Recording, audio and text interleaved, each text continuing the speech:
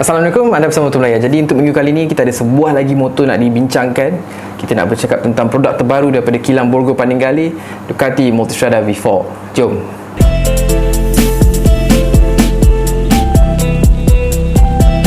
Menurut Ducati, perkataan Multistrada tu sebenarnya dalam perkataan Italian lah, bermaksud multi bererti many, strada bererti roads. Jadi dalam bahasa mudah, many roads, yang merujuk kepada kemampuan Ducati Multistrada untuk ditunggang dalam atas permukaan jalan raya biasa atau off-road.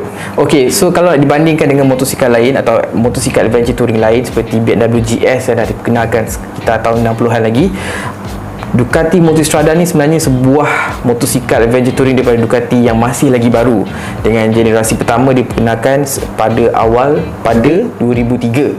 Jadi baru 17 tahun Multistrada ada dalam market. Dan kemudian Ducati mengambil masa 7 tahun untuk introduce sebuah lagi model yang Multistrada yang baru. Okey.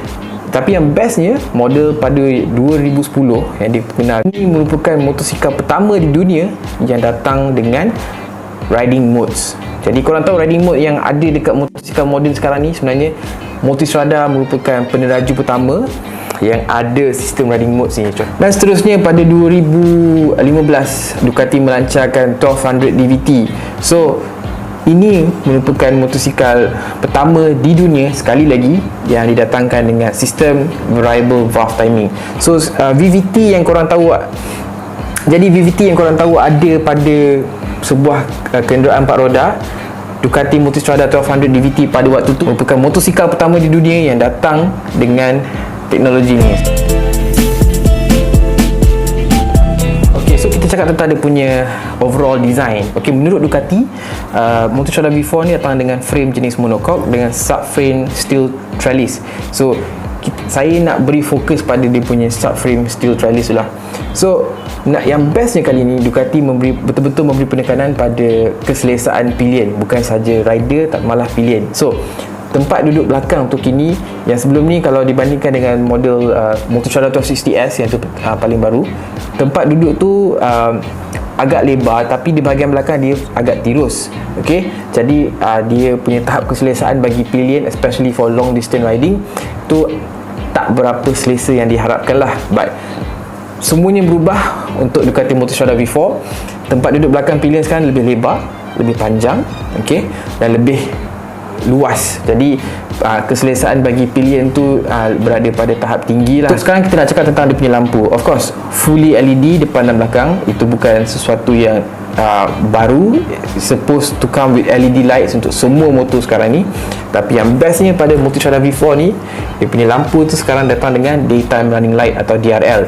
Dan yang bestnya, DRL ni diilhamkan daripada motosikal sports bike diorang, Ducati Paningale. So DRL Paningale tu diorang dah letak dekat Multistrada V4 ni. So rupa V4 tu dengan DRL tu turn on memang nampak garang habis lah. Memang sesuai bagi sebuah motosikal adventure touring. Okay, selain daripada itu juga motosikal ni datang dengan fork depan inverted 50mm dan monoshock serta cantilever daripada Mazzocchi. Yang bestnya, of course, Multistrada V4 ni datang dengan fork depan dan monoshock belakang fully adjustable lah. Tapi kalau korang nakkan sesuatu yang lebih advance, so Multistrada V4 datang dengan 3 varian. Kita ada V4, V4S dan juga V4S Sport. So untuk V4S dan V4S Sport ni datang dengan Ducati Skyhook suspension semi-aktif. So apa yang suspension ni dibuat, dia akan adjust front fork tu, okay, mengikut atau dia akan adjust suspension tu mengikut keadaan semasa korang menunggang tu. So sekarang kita nak cakap tentang satu lagi aspek yang pada saya memang membuatkan Ducati Multistrada V4 ni sangat-sangat unik dan mengagumkan lah. So kita cakap tentang elektronik. So menurut Ducati, Multistrada V4 ni didatangkan dengan teknologi radar depan dan belakang. So radar tu terletak di bahagian bawah lampu depan untuk bahagian depan, sementara dekat belakang terletak di belakang bawah lampu belakang lah. So apa fungsi radar ni sebenarnya? Okey, jadi Ducati Multistrada V4 ni datang dengan adaptive cruise control. Korang tahu cruise control tu apa? Kan? Korang aktifkan cruise control, maknanya motor tu korang tak perlu pulas throttle. Dia akan, kalau 100 kelajuan yang korang select, maknanya 100 je lah motor tu bawa. Tapi bagi adaptive cruise control ni, dengan bantuan radar radar tu dia akan detect lajuan kenderaan depan.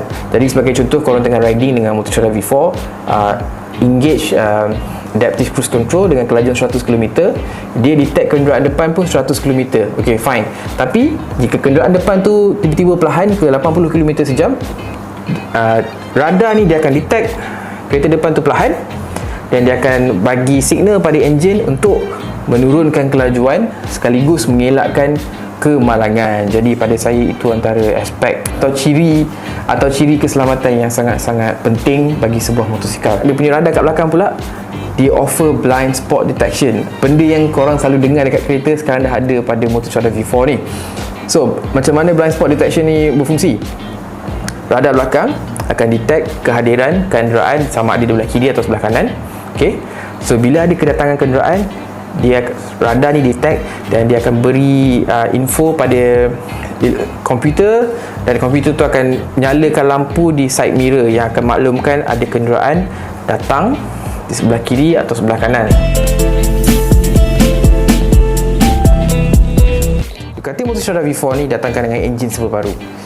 Ducati namakan enjin ni sebagai Gran Turismo V4. Enjin ni 1158cc yang menghasilkan sekitar 170 horsepower pada 10,500 rpm dan juga 125 Nm torque pada 8,750 rpm. So, kita bukan nak cakap tentang horsepower, kita bukan nak cakap tentang torque, but kita nak cakap tentang major service interval. Okay, kenapa saya sebenarnya excited nak cakap pasal benda ni? Okay, so Ducati menetapkan major service interval bagi Gran Turismo V4 ni pada 60,000 km. Maksudnya Motor Strada V4 ni sampai je mileage 60,000 km baru korang perlu buat major service.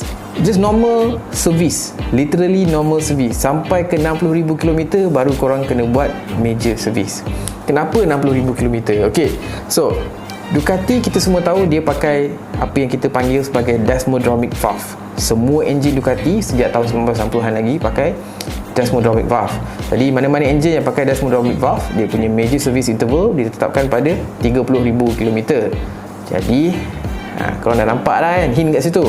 Okay, kenapa Motor Strada V4 ni major service interval ditetapkan pada 60,000 km? Disebabkan enjin Gran Turismo V4 ni tak lagi pakai Desmodromic valve. Okay, so sebaliknya dia pakai valve spring macam motor-motor besar lain kat luar sana. Why? Kenapa? Korang mesti tertanya-tanya kenapa Ducati tak pakai Desmodromic valve yang dah cukup ikonik pada tentera diorang. Daripada tahun 1960-an lagi, tiba-tiba tahun 2021 diorang pilih untuk tak pakai Desmodromic valve pada enjin Motor Strada V4 ni. So, just sedikit explanation lah. Okay, saya tak berani nak go into detail sebab very technical yang saya sendiri pun tak cukup arif. Enjin dengan Desmodromic valve ni, fungsi dia boleh menahan high RPM, high rev, high RPM. Korang boleh stress enjin tu lebih lagi berbanding enjin yang guna pakai valve spring. Jadi disebabkan itulah kenapa motosikal Ducati rata-rata is a very high performing engine. Korang boleh rev, boleh pergi lebih laju berbanding motosikal lain, but dia akan sacrifice sesuatu kat situ, which is ketahanan. Jadi disebabkan itulah major service interval bagi enjin Ducati yang pakai Desmodromic valve ditetapkan pada 30,000 km. Motor Strada V4 60,000 km. Korang tak perlu buat Desmo service.